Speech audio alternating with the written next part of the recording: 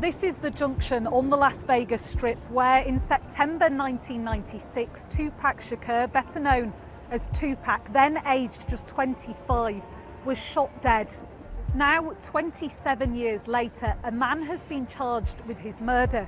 But who was the rapper and what actually happened to him? I always, compared Tupac, like to Elvis. People didn't realize how big he was, and it's really great to see this happen. At the time he was killed, Tupac Shakur was one of rap music's brightest stars, a multi-Grammy-nominated artist. He was also held up as someone who articulated the struggle of black people for equality in America. If this had have been a multi-nominated Grammy artist who was at the top of his game, but a white man, do you think this would have taken 27 years to solve? No. No. It's just the nature of the beast.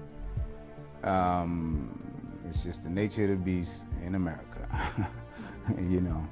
I'm realistic about that. If Tupac had been a white man, would this have been solved more quickly if Tupac had been white? We don't look at the color of a person's skin. We have a number of cold cases that excellent detectives work on every single day. And whether the person is white, black, red, blue, or green, we move based upon evidence and what we can present in a court of law. After his death, Tupac's fame only increased, with 11 platinum albums and a place in rock and roll's Hall of Fame. Tupac and his friends had been at a Mike Tyson fight on the night he was killed.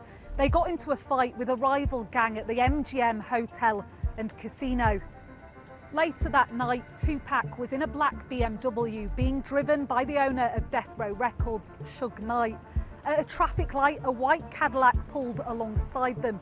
From that Cadillac, 4 shots were fired. I was actually home and I got a call from our boss. Said, hey man, Tupac was just killed, and the information that we're getting that they were the Southside Crips responsible for doing the shooting, so get ready because it's coming back to Compton. Sure enough, man, 2 days later we had a gang war. We ended up having 3 murders and 10 attempted homicides and shootings going back and forth. It was a really crazy time. Duane Davis, better known in rap circles by his street name Keffe D, has been charged with Tupac's murder. Davis has long been known to investigators as one of 4 suspects in Tupac's killing. He's not accused of being the man who pulled the trigger, but he is accused of being the shot caller in the gang, of ordering the assassination. In recent years, Davis has bragged about being in the car from which Tupac was shot. When we left, we was in 3 cars, matter of fact. And the other 2 cars missed the light. So we kept on going, heading towards the hotel. When we got to Flamingo, that's when dude was hanging out. He was like he was in a parade or something. Stupid ass, hanging out the window. Hey! And he was like, Tupac! And we like, oh, there go that.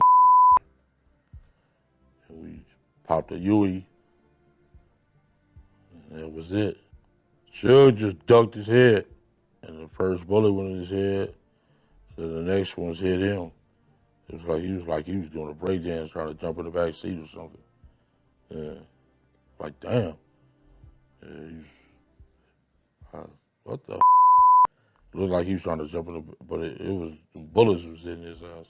In Nevada, you can be charged with a crime, including murder, if you help someone commit that crime. I mean, let's face it, we told them 27 years ago who did it. My partner, Tim Brent, I stayed in Compton because we were dealing with all these shootings war going on, and my partner, Tim Brennan, he went to Las Vegas and he gave him pictures of everybody we thought was in the car and who we heard. We gave him all the information. But this is a pivotal point that we are, finally getting some accountability. We finally feels like a little justice. Drop all that pain there, move forward in a positive way.